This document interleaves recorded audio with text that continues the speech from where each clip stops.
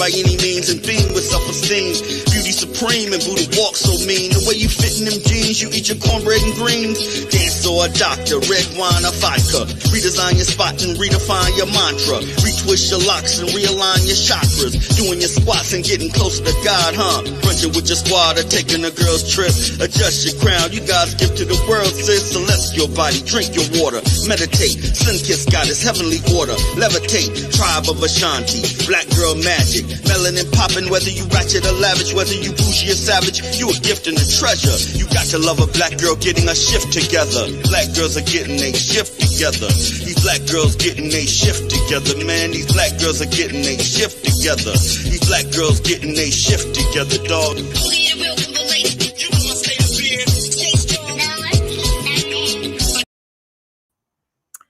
Hello, everyone, and welcome to Black Girls Getting Their Shift Together. This is a podcast about mental health and wellness, as well as self-empowerment for Black women. I'm your host, Ursula. I'm a transformation life coach and a mental health and wellness advocate. And each week, I promise to deliver relevant topics and resources that affect our community. That way you can ignite your fire from within. We're going to get right into it. I just want to give some motivation about this particular podcast. As some of you all may or may not know, August is National Wellness Month. So everybody thinks of wellness, the bubble baths and this, pedicures, massages. But sexual wellness is also self-care that cannot go ignored. So I figure I'm going to ask someone who is a therapist. So you're getting some professional words as well as a sex worker. And I'm going to let her explain it. Oh, hi, Patrice. Hey, Deborah. Okay, we're going to get right into this. I'm going to introduce this beautiful sister. Hello. How you doing, Jasmine? I'm doing well. Welcome to Not My Kitchen. I'm traveling right now, so this is the best Wi-Fi is in this corner, and this is where we're going to be. And we're going to get right into it. And There's a reason why she's called Jet Setting Jasmine, because she is not alone. If you follow her Instagram, which I want you to go follow her. I'm going to put, actually, her links are in the show description box. And if you go on her Instagram, you're going to see where she is. Literally, she's jet setting everywhere across the country. Thank you. So here we are. Happy Wellness Month. Happy Wellness Month. I decided to ask you because you do the wellness and unapologetically with it. But for those who did not know, Jasmine, this lovely Jasmine, has been on, I think, in February, and it was a really good podcast episode. So I decided to reach out, and she said yes. So for those who have not met Jasmine, she is known as Jet Setting Jasmine. She's a licensed clinical therapist with a strong emphasis on intimacy, post-injury, and intimacy post-illness. She is the co-owner with her partner, King Noir, of award-winning Royal Fetish Films, and has over 20 years of experience as an adult entertainer, educator, and master fetish trainer. Speaking of that video with that blue background and all the pop, pop, pop, pop, pop. Oh, yes. That was sex down south. Hot. Thank you. We're going to get right into it before the Wi-Fi blows up. So today's topic is, why do women fake orgasms? So I was motivated and inspired by Dr. Erika. She's also been on the podcast, and she had a really good infographic about why women. You saw that, right? I did. So, wasn't that kind of cool? So we can go through that. Let me pull it up. I'd love to. I was thinking the same thing. I was like, oh, this is perfect. It's a great conversation starter. Isn't it? It's a great conversation starter within yourself. And I mean, as we go through, I'll tell you one of the things that I was thinking as we're approaching, time for us to have this conversation is like, why have I? And then kind of like thinking back, it's not necessarily for one particular reason, and that's kind of like the beauty of women, right? And how we present sexually, if we allow ourselves to present in our own personal way, that we're going to have all of these different reasons for why we do or don't do things. And so I love that infographic because it gave me a chance to go like, oh yeah, I've done it for that reason before. Like, oh no, with him, like, no, it wasn't for that. So yeah, if we could see it, I would love that. Hi, Patrice. Yeah, Patrice, how you doing, Patrice? Patrice said, "Jet Setting Jasmine, come through, Queen." Yes, trying to. So let's talk about the infographic. So one of the reasons Dr. Erika put was to please a partner. What are your thoughts on that? Yeah, so it's this altruistic deceit, really, this thought of making your partner feel better, but it's deceitful. So it's kind of, is that really an ethical compliment, so to speak? Or are you lying? Does that really, would it make you feel good to know that you were not pleasing your partner or you were not bringing your partner to this level of ecstasy? And now you may not know how because this deceit, only to learn that they were doing this to make you feel better. It doesn't actually have the impact that we may be intending when we are trying to make our partner feel better. And so I usually take pause with that example and I ask, how about you? Do you feel better? When we kind of talk about it, it's like, right. No, I don't. But what about some women who are people pleasers? And all aspects, not really particularly to the bed, but sometimes it can flow over into intimacy. Sure. I think that whenever we're bringing any form of dishonesty into our relationships, not necessarily in bed, that we're really setting us and our partners up for anything other than pleasure. Right. So when we think we're people pleasing, are we people pleasing in that very moment of faking that orgasm or saying that fake or dishonest compliment? Or are we setting ourselves up for sustainable pleasure? Right. So, we have to kind of think about that. Like even to say that was really enjoyable. No, I didn't have an orgasm, but I really enjoyed that time. That can be pleasing too. It's honest. Right. Or even if it is, I didn't have an orgasm and this is how I think I may be able to achieve that with you in the future. It's honest and it's hopeful, right? It's saying that I would like to see you again.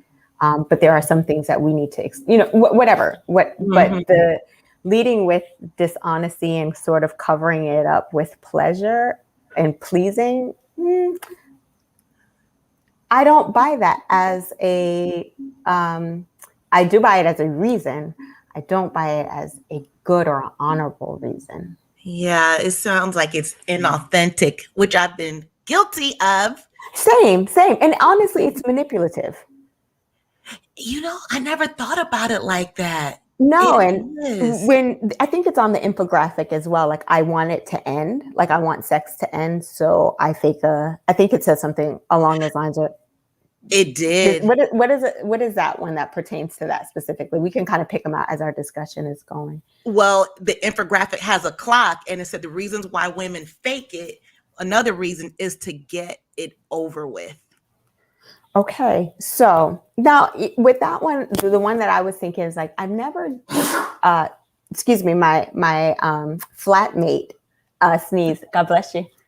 I can't be rude now.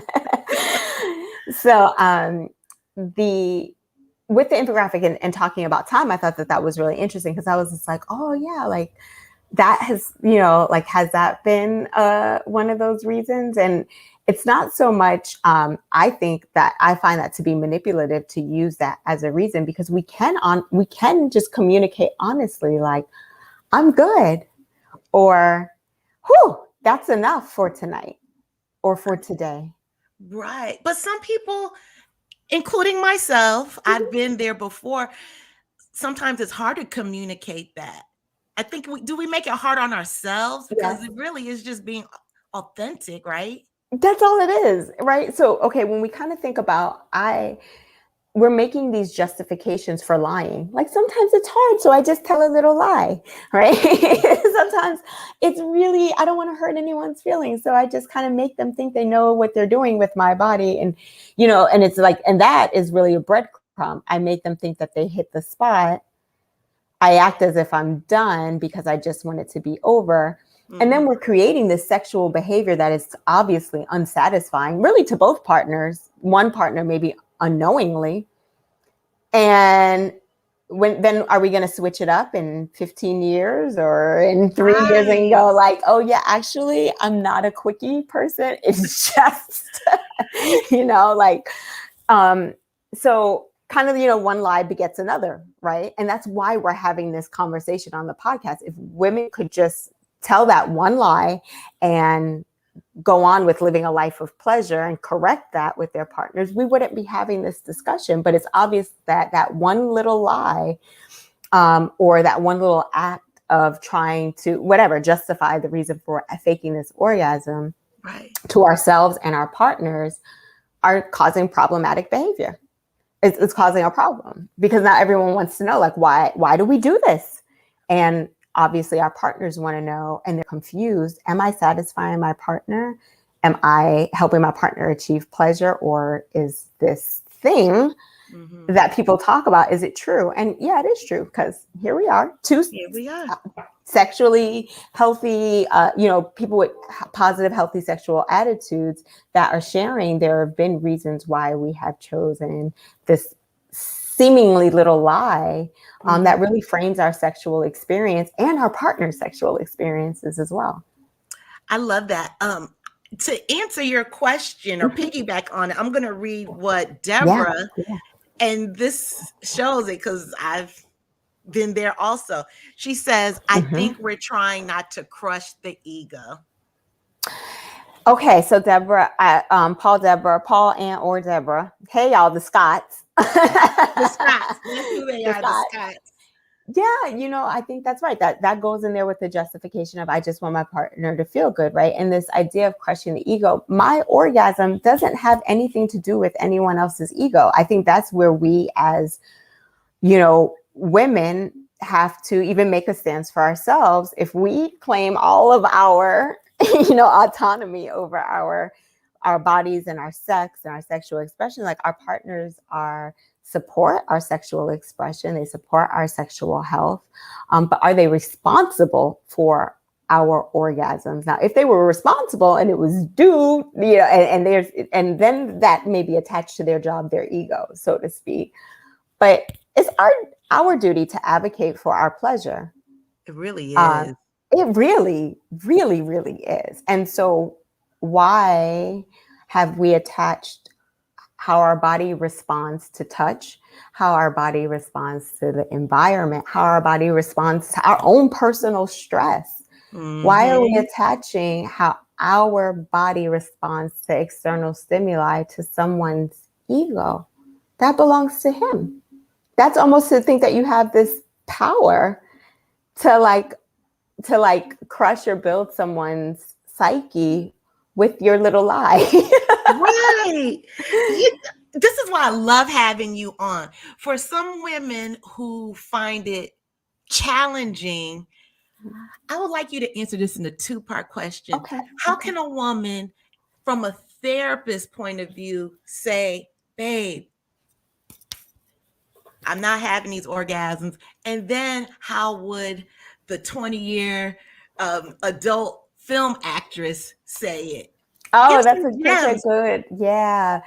I think I learned that language actually before getting into the adult film world, but it may be around the same time. And part of that was having partners in the past that asked that question of like, did you come? And having asked in a very you kind of know that answer, what they want the answer. It almost has become like the way you say to somebody like, hi, how you doing? And you say, I'm okay, I'm good. It's like you don't even think about it. And so that's kind of a lot of my sexual experience. It was like, did you come? It's like, yeah. Mm-hmm. Like, yeah, okay, yeah. Moving on.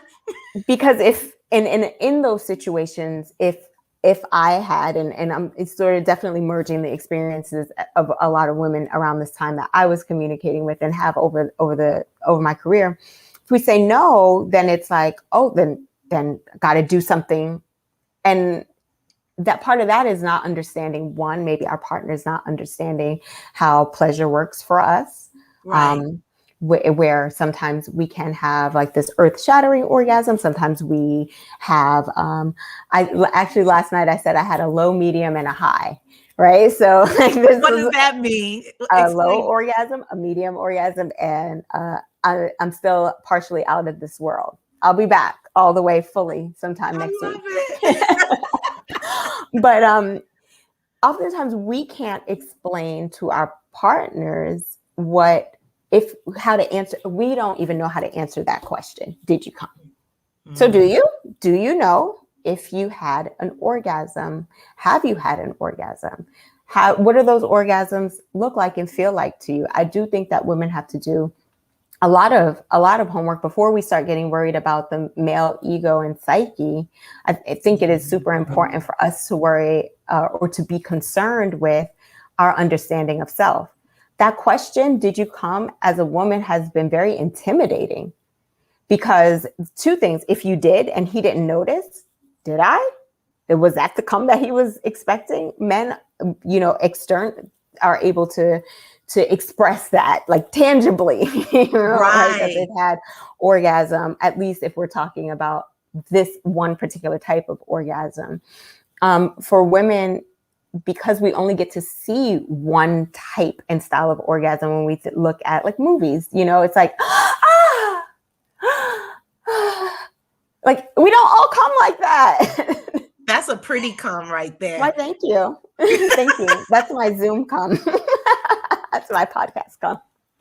Right. But if my partner is always looking for that response, which my body doesn't always give, I may feel pressured to respond that way every time, when really we're able, as lay people, not porn star people, to be able to be like, I don't orgasm that way every time, right?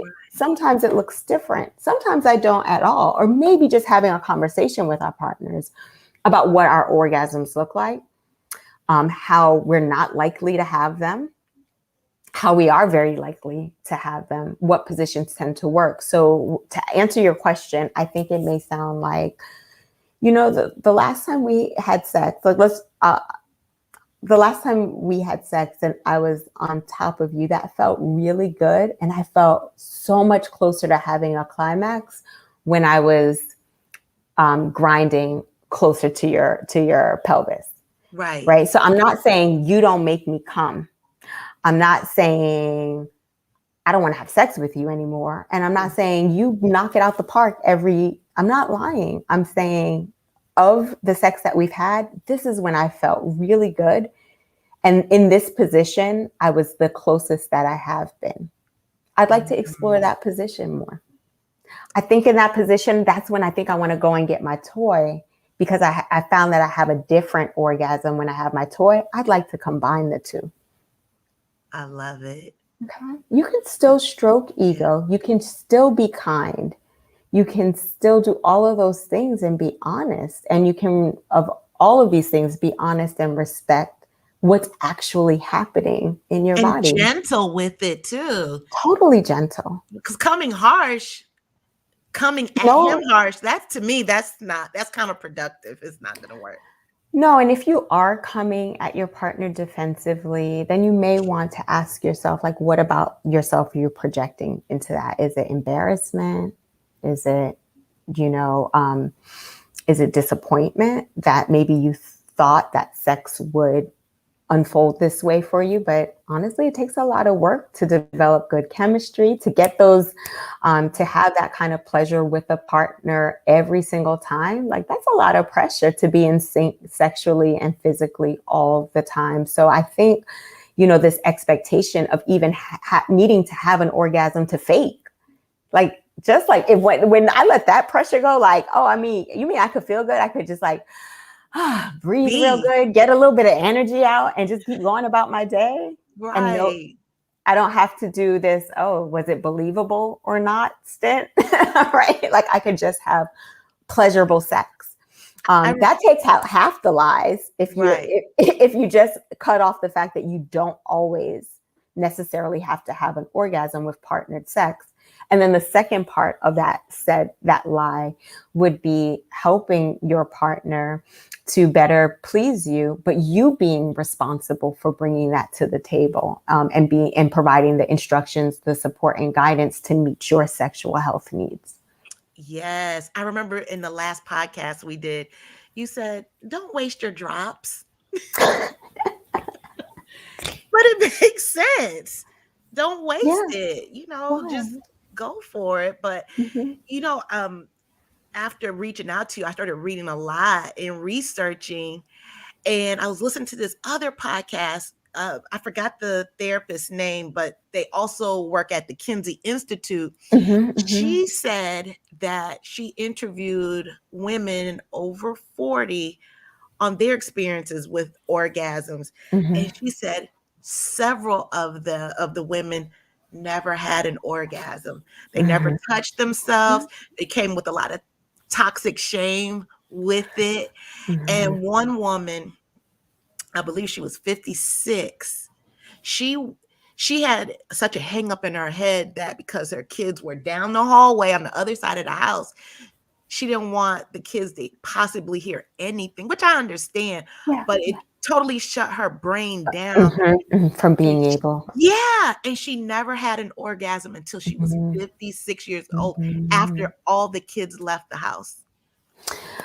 So to that woman's experience, especially with the age range, and kind of going back to that idea of I'm going to go back to like media and literature around that time around women's orgasms. It's like this thing that we couldn't control, this hysteria, this, again, that like outer body, as if like I am very much aware when I'm having an orgasm of where I am, what controls I need to put in place, what level of allowing myself to let go versus allowing myself to experience pleasure in a certain constraint. But this is what happens when we have not explored our own bodies, when we have allowed other people's, other people's perception of sex to guide ours. So when we let the male gaze or porn tell us how orgasms look and feel and how women respond, out of fear of having that reaction when your kid is asleep, you're bound to this one idea, this one image. I know for us, for my partner and I, we have children, and we use sex as a verbal restraint in itself. Like, what do you mean by that?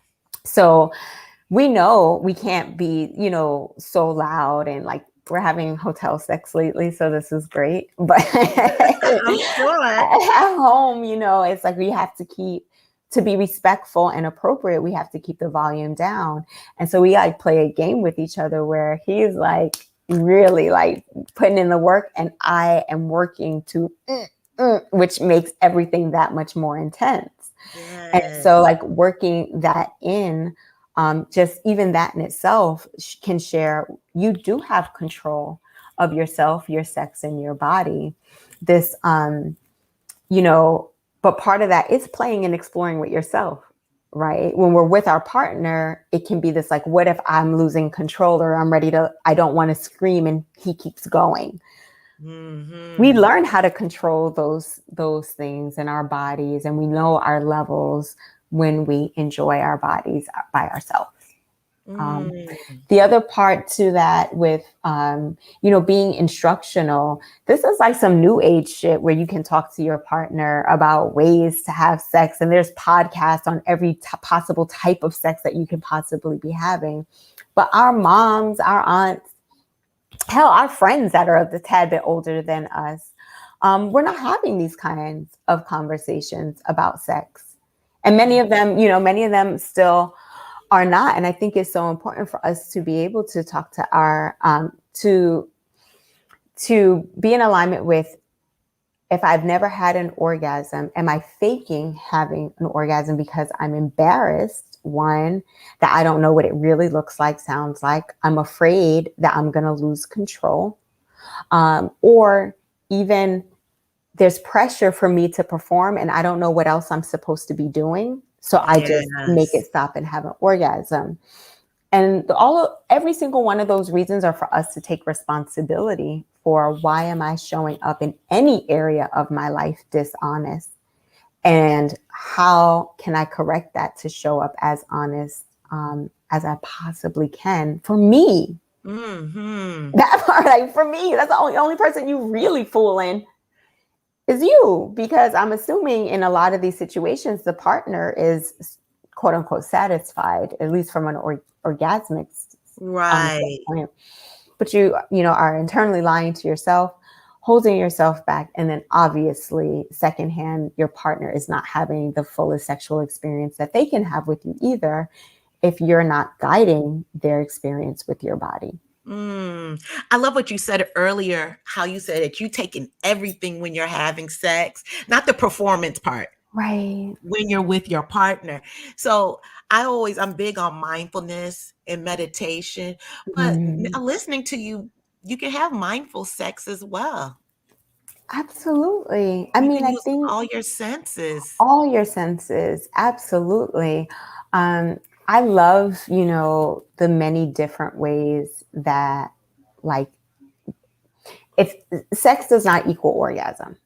Okay. So I think, just learning that math is, again, like, how can we take some of this pressure around orgasms down? Because I feel like orgasms are incredibly important, but it feels like there's so much pressure on them, right? The more pressure they are, the harder it feels to at least attain or to explore or feel comfortable exploring it.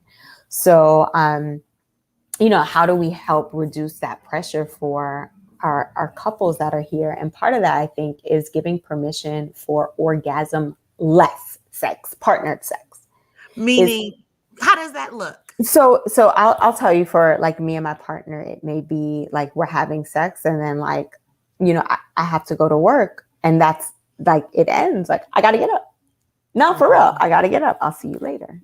Right. Whereas the orgasm, it's okay, whether we have one or not. So that way, when we are actively, like, let's just say we have time for a long, there's never the pressure, and the focus is not on the orgasm. We have already established that it's okay that we're not. Or sometimes we will just decide, like, I'll say, can I have my toy? I want to see you stroke while I use my toy. Right. So I'm directing, like, yeah, I would like to have an orgasm right now. I know exactly what kind I'd like to have. And I know what kind is going to get me there in about 2 minutes and a half. And then I want to relax in this orgasm, and I want to watch you produce your own. That's hot. I like that. I like that. A couple of things that I'm learning when doing that is, one, I'm taking care of my body in a way that I know exactly how I want it to be cared for. I'm inviting you to participate by watching in being a part of my sex. And I'm watching how you take care of your body. So when you give me the honor of stroking you to your orgasm, I actually know. I don't have to ask you, did you come? I know. I brought you there because I did the thing that I watched you do with your body. You know what I'm saying? Like, the same thing. If my partner watches me masturbate, they don't have to ask me if I come, because they will have been able to see, oh, that's how her body responds. Oh, her clit. Oh, she holds it there. Oh, when she does the shaky thing, you know what I mean? Right. So why not partner with the people that we're sleeping with instead of lying to them, you know? So, Deborah, this may answer your question. She wrote, I will never understand that. How can you teach what you don't know? There you go. That So was I think one it's answer. I think it's the exploring fully. I really do. I'm not saying even, I'll give you an example. I've like squirted before in my life, but I've never considered that a consistent part of my sexual repertoire. Right. And the minute I turned 40, that changed. And so I can't teach anybody how to make me squirt right now. I'm learning. This is new this year. So me and my partners, it's like, look, either you want to get wet or you don't. It's 50-50 chance. I don't know. Let's figure it out together. So this idea of partnering with to understand what pleasure is right now for me, and having to even share with my partners, this is like, like, I know that you squirted. Are you good? Like, is that a good release for you? Like letting me know, or understanding that sometimes my orgasm is tied to that ejaculation squirt. Sometimes Right. it's not. And the question of, are you good? Do you feel good? Are you pleased? Is so much more inviting and expansive gentle. of sex and gentle than, did you come? So the partners that I have now, that still kind of operate from this like worry that women are having fake orgasms, or not really worried how to respond if a woman has not orgasmed. If I've had sex with them and they have come to me with this, did you come? I say, no, but I feel very pleased. I feel very relaxed in my body. I feel better Yes. than I did when we started. I'm good. Thank you. Right? Or I say, no, you know what would make me come? If you reach over and get me my toy and you sit Yeah. right here and you watch me. I might have an orgasm. I might go to sleep. Either one, close the door on your way out.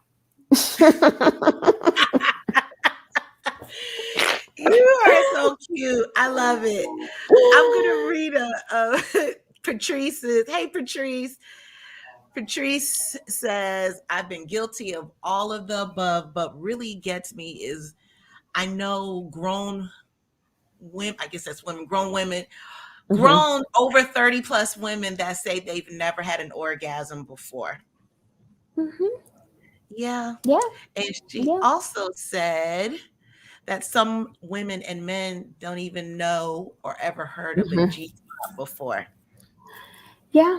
I mean, it's true. And like, there's so many things that we just don't, we don't get any type of education on. And sex is one of those things, like, after a certain age, if you are not a self-seeker of information and knowledge, you just don't know. You're only going to know what you know from what people present to you. And if I have left my orgasms to my partners, I wouldn't have had one either. And that's no shade to them at all. How can they know my body? And of course, there's some people you luck out with that you're just like, oh my God, it's like, hand in glove. Who knew? Where, but most of the time it takes some figuring out. And I think we put so much pressure on someone else to give us this experience that is really like the beautiful gift that we have to give ourselves. For those people who have shared that they haven't had an orgasm, and there isn't anything that is medically wrong, or even mental health in terms of trauma and its response on the body physically. So I think it's important for us to make sure that we caveat what we're talking about, that there are people who do in fact have sexual health disorders and have sexual dysfunctions. And there are also people who have mental health issues and trauma related issues that do make orgasming, arousal, and all of those things very challenging. But today, I'm sorry. Go ahead. I feel like today we are not speaking specifically to that population because we would be really glazing over it. I'm really hoping that today's conversation is supporting those people who have had shame around exploring their bodies, who are placing the responsibility of their pleasure in the hands of someone else, or those that are denying themselves pleasure because of their partner's ego, as was mentioned, or making their partner feel good. So I just don't want those that are listening who are struggling with things like trauma or vaginal atrophy or menopause or all of the many things that can interfere with our ability to have self-pleasure and orgasm to feel like this is dismissive, like our conversation is dismissive. Can you explain? Well, before that, when you said vaginal atrophy, is that related to when women say, well, it hurts too much, that's why I can't have an orgasm? Yeah, for many, and that's not necessarily, I know somebody might want to be like, well, I'm young, and no, not necessarily an age thing, not necessarily a mom thing. There's so many conditions, medications, hormonal imbalances, so many things that can have an impact on our vaginal dryness. Right, our clitoral atrophy. Like, does it expand when we're excited? Our libido, are we stressed to the point that we have trouble getting aroused? Does vaginal dryness create vaginal tearing? Are we also afraid, if we're faking orgasms, are we faking the need for lube? Ooh, somebody is mad at me today. You need a lube, just ask for it. Just go, hope, one more, let me get some of that. I'm not trying to walk around here with no tears in my vagina. Exactly. And then you'll be lube shamed. This is like, get it. That's what it's for. There is, what allowed me to get over the lube, a lot of things, but one thing in particular was thinking about, there's a whole aisle that is dedicated to lubes. And I'm not just talking about what you see at like CVS or Walmart. If you just typed in the word lube, there are thousands of brands, styles, and types. If I believe in nothing else, I know how this capitalistic society works, and they're not pumping that shit out there because no one is using it. Right. You know what? As a matter of fact, I'm glad you said that, because I had to do some research. There is a doctor here in Atlanta. I think it's called Momentum. Anyways, it's a Black-owned company, and he creates lube as well as condoms, and it's Black-owned. Yes, I have to look for it. I follow him on Instagram. Yeah. And that, the way that the things that we need to normalize around sex, and this, like, how women show up for sex. And when I say show up for sex, it's like, I know some people's mind is automatic, like, show up, like, yes, I'm here to serve you. Like, really, like, show up for yourself for sex. Like, what do you need? What do you need to have good sex? Right? Yeah, take agency. Think about everything else we do. For a bath, girl, we had the whole spread. We got the bath bombs, the oil, the incense, like, we are prepared to have pleasure, a pleasurable bath.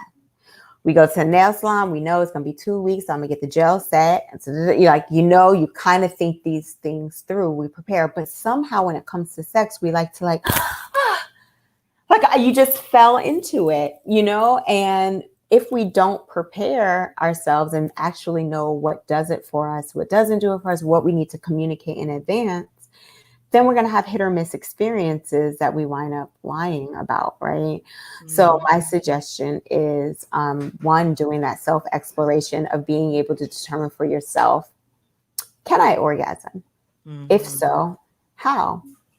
How do I enjoy it best? How would I enjoy it with, what would enhance this if a partner was here? Those type of things. Just get to know your body first and foremost. Or even asking your partner's support in learning and exploring your body. Right. Patrice said, I don't know if you saw it.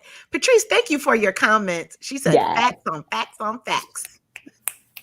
Thank you, Patrice. And Megan Zavia, she said, performance pressure definitely impacts the experience. It really does. Do you feel like fear of intimacy as well? Mm-hmm. There's, especially culturally for us, there's, I want to talk about pressure, performance pressure briefly, and the fear of intimacy. If you could keep those pins for me so I don't lose them. Sure. Performance pleasure, I just wanted for Black women in general, for us to show up sexually in a way that's like out of this world and mind blowing. And it's like there's so many stereotypes that are attached to our sex. Mm-hmm. The same thing for women that are Latina. I'm Panamanian and Filipino, and I'm Panamanian too. oh, look at look at that. Are you kidding me? No, I'm not. I'm Panamanian. Wow. That's so cool. Oh, look at that right here. Y'all learned something new about both of us. I didn't know either. I had no idea. That's so Okay. dope. But yeah, like how, the stereotypes that are attached to Latinas, that are attached to Black women. And when you think about those stereotypes and performance, you got to do all of these different things to show up as, as the expected version of you. Mm-hmm. And also the expectation of this orgasm, which somehow is tied to this other person's ego, that we made it that way. Right. Right. So I think, it is important for us to realize, are we performing or are we showing up truthfully, and honestly in our own sexual space, our own sexual body, our own sexual preferences. And if we're not sure, that's okay. Just start exploring it now. Just start asking this question, like, am I performing? Do I like what there's certain things I used to do. Like, that doesn't even feel good. It's just like, I think it looks cool. Right. It sounds cool. It may look cool. Yeah. But am I enjoying it? And so for me, it's like, if I'm going to do a performance, I'd like to get paid for it. That's kind of how I have separated my performance and my pleasure. Performance, sure. If there's pay attached to it, I will make pleasure secondary to performance. Absolutely. But when it's a job. But if you're talking about your love life, if you're talking about your partnerships, your romance, your casual sex, whatever it is, there's no reason why performance should be the primary over pleasure. So if there's no camera, I suggest prioritizing pleasure over performance. Now, the second thing that you talked about with fear of intimacy, let me kind of go back culturally with us, and let's just say taking pictures. Do you remember especially for those of us for non-American culture, taking pictures was also like this idea of like snapping your soul, right? Mm-hmm. And so I kind of think about so many ways culturally, certain expressions are attached to like this taking of your soul, this letting or this incredible exchange of energy to a power dynamic that may or may not be good for you. Right. And so when I talk to a lot of women about like, letting yourself be vulnerable, not even orgasm. I mean, orgasm is probably, maybe for some people, the ultimate vulnerability. But to be vulnerable is very difficult for us in any arena. And I use the picture taking example, especially because now we're such a culture of like, take my soul for the selfie, like take it, constantly. But at some point in time, culturally, that was like too heavy of an exchange of and so I just kind of use that non-sexual example to show that we do have a relationship with being vulnerable, allowing people to take control energetically, spiritually.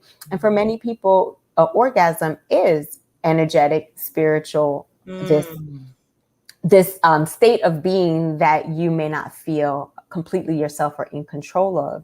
So I do think that when you say that fear of intimacy is spot on, this fear of being vulnerable, because intimacy and vulnerability to me, are hand in hand. Definitely. So if I'm exposed in this way, then, to this person I'm performing for and have been for years, then what happens? So again, focusing on the experience, of sex. Sex is an experience. It is not a performance. If it is a performance, there should be pay. If there is not pay, talk to me. We'll walk you through that. Oh my God. So everyone, we're going to start winding up so we can respect Jasmine's time. Good. Yes. So if you have any questions, have them come in right now. But if not, Jasmine, people sent me questions to ask you. They wanted to remain anonymous. Wonderful. Happy to answer those. Let me just read. Deborah said, sister girl. Oh, she calls her vagina sister girl. Okay. Only Deborah.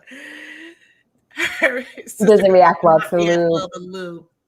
And that's okay. This is that's another research intensive. The lube that I started with is not the lube that I'm at now. And the lube that worked for me towards the end of 30 actually doesn't work quite. So, our bodies change, our chemistry changes. Chemistry changes. These chemicals change in these in these companies and these lube. My favorite is organiclovin.com. All the lube there is clean. I'll chat it. I'll put it in our chat. Okay, good. Mm-hmm. Good. And Patrice, Deborah, thank you for your comment. And Patrice said, I view it as soul to soul ties with my mate. I've heard of that before. Yeah. Let me read a question so that we can start winding it. Okay, let's see. Well, we kind of already answered this for the person. I'll read it anyway, but she wanted to know different ways to introduce toys to her husband, but doesn't know how. So we covered that. Also, another person said, will I become addicted to my vibrator? No.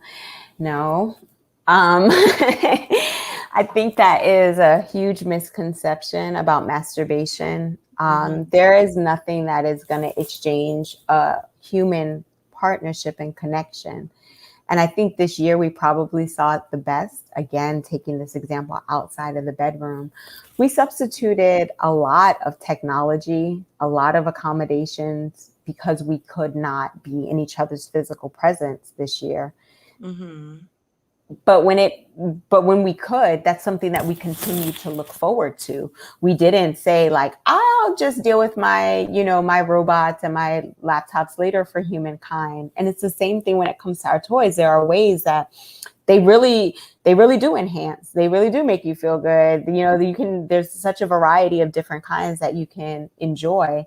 And you may get addicted to pleasure in general, to just feeling good and feeling in control of causing yourself, you being the cause of your own pleasure. Now, I think, and addiction is such a heavy word. I can definitely say that the first time that I used a vibrator, I really felt cheated. Like, why didn't anybody share this with me? Why? I felt like if this was given to me as like an 18-year-old, and I was able to get some of these same, like that release of sex without some of the drama that my brain was not ready for, I probably would have gone through a lot less shit if I could have that physical pleasure and not feel that it had to come from someone else. It would have kind of balanced the scales a little bit, so to speak. But anyways, so for me, and having that toy, I never felt like, oh, I never want another man again, or I never want to have sex with another human.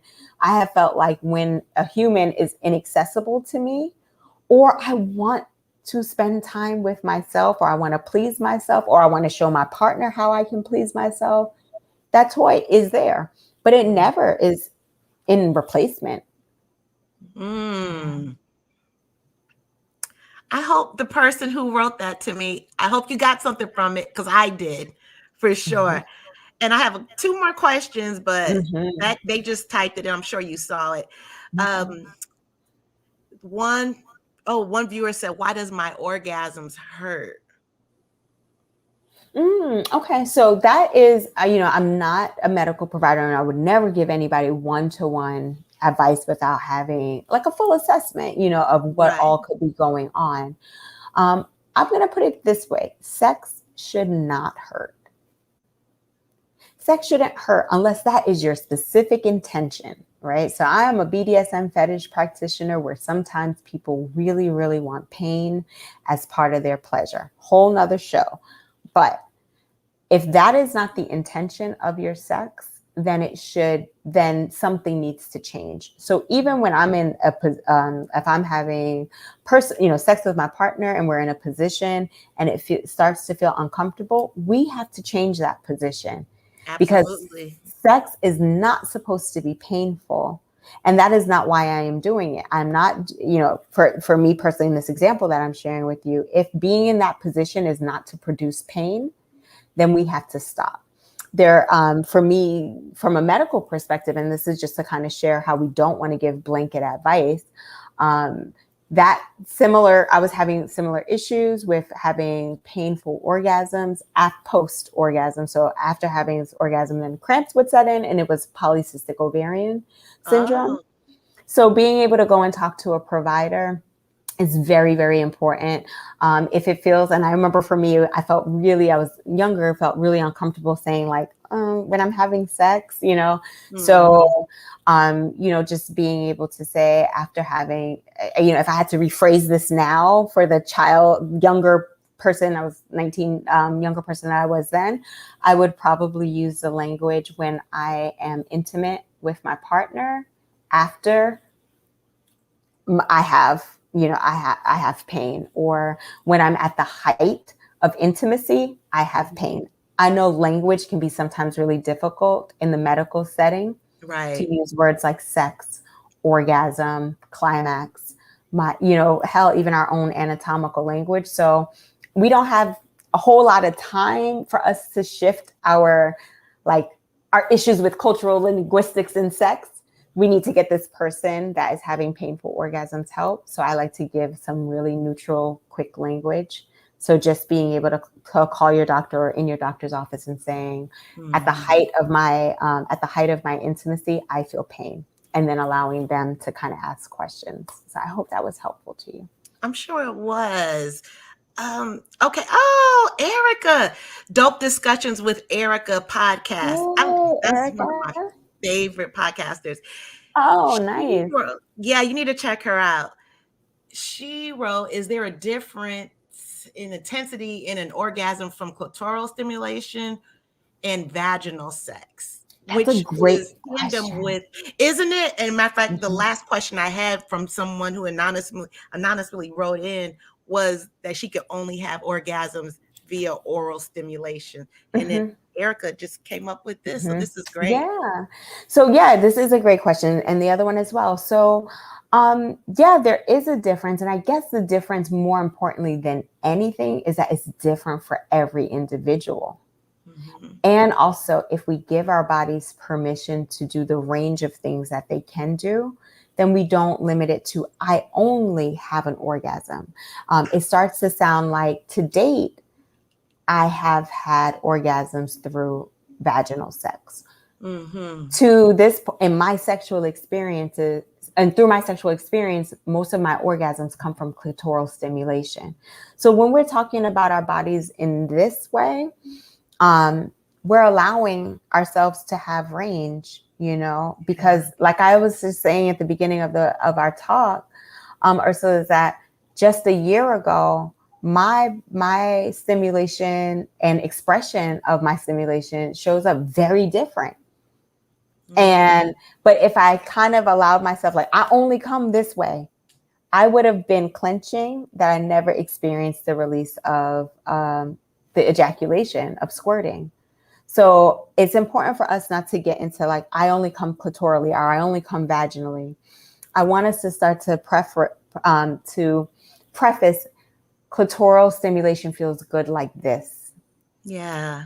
And then I like moving into vaginal sex. And vaginal sex, I like it to be really, really hard. And that feels really good. And when that doesn't feel any good anymore, so we're talking about, again, the experience and not the climax. Because if our brain is just like, I only come this way, this is where we're going to want our partner the whole time. And then we lose this beautiful experience of all the other stuff that feels really good, right? Exactly. Those I am statements are very powerful. There are affirmations. I can only come this way. Well, then you are. Then yeah. That's And the person that said, with only from oral stimulation, that's okay, right? So when you want to have that type of orgasm, then maybe that's when you're going to have that partnered play. But are there other ways that you also enjoy sex that maybe if giving yourself this permission to explore these other ways, perhaps you may have a orgasm in a different way. I also was mentioning just to Erika that question to Ursula in the beginning of the podcast. I was saying that like through self-exploration and not lying about faking orgasms, even allowing my partners to like go in there and like see what else could be done that I'm open to. Is learning different styles of orgasms that I have and sharing. Like yesterday, I was able to experience my version of low, medium, and high. Right. And so, that like I often come from clitoral stimulation, but sometimes if there are no pressures, there's nothing else to do at the end of the day. The kids, we're in a hotel. I don't have to clean up after the mess. Then I can unlock all these other aspects, but the thought process does not start or stop with that orgasm. It starts and stops with pleasure. And there it is. You all have had some great comments come in. I love it. I'm going to end with this last comment from Megan. I think it sums it all up. She wrote,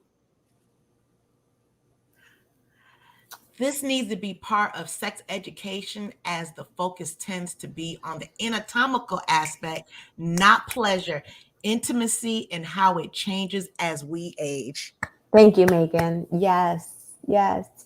So this is our sex ed. Let's take it whenever we can get it. We're in, college part 2. Exactly. Okay. If you all have received any kind of light bulb moment, put some light bulb emojis in the comment section for Jasmine. And now they're all coming in right now. Then we're going to have to go because Jasmine is with her partner. They're in a hotel across the country and she's not going to waste her drops talking to us. She's got work to do. I hope girl, you better get that rose out. You know it. I love it. I'm not going to Thank say you that all name so anymore much because they need to give me some for advertising fee. So sure do. That was their last free advertisement. First and last, because I'm a very good customer of them, but no more. So Erika said, I think a lot of women, let's see. I think a lot of women, did we read that already? No. This I think a lot of women discover orgasms vaginally by themselves because we're not open enough to give directions to our partners. Mm-hmm. Absolutely, Erika. Absolutely, Erika. Mm-hmm. And that goes into, once again, taking agency for yourself. Yeah, that's right. Celeste, the therapist. She was on last week. You need to follow her. She's so dope. Hey, Celeste, I do. I definitely do. Please share your info. Exploration is so important because so many women have had such a negative experience with sexuality and how it was not discussed. I know they do not feel comfortable, but it is important. Absolutely. It's so important, and there's so many areas where we do this internal work. But when it comes to sexually, we pretend it's optional. And I don't think that, obviously it's optional. Anything that we choose to do, even from a healing, good or bad, it's our choice. But I don't think, when I think about our comprehensive care, I hear people talk about, I'm going to the doctor, getting checked up, got to get things together straight, right?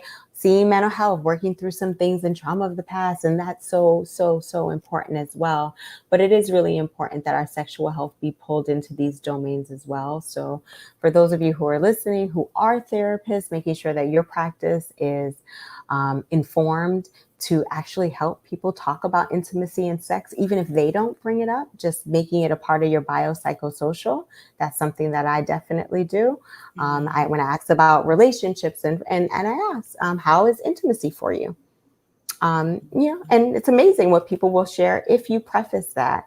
And for those of you who are participating in some type of mental health work, it's perfectly okay for you to bring up, I'd also like for us to spend some time at some point on my sexual health and well-being.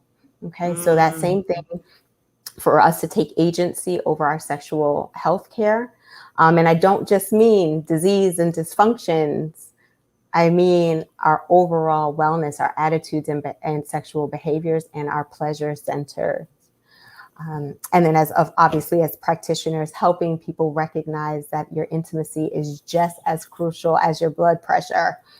Yes.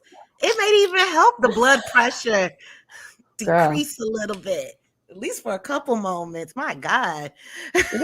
Yeah. When you think about the things that raise your blood pressure, 9 times out of 10, they are related to some, not sexual necessarily, but some intimate relationship. Somebody getting on your last nerve. Exactly. I have a question. Then we're going to really be done. Do you Do you use your partner's sex toy? I do. I use it sometimes to like sort of be funny or like to have fun when he's out of town.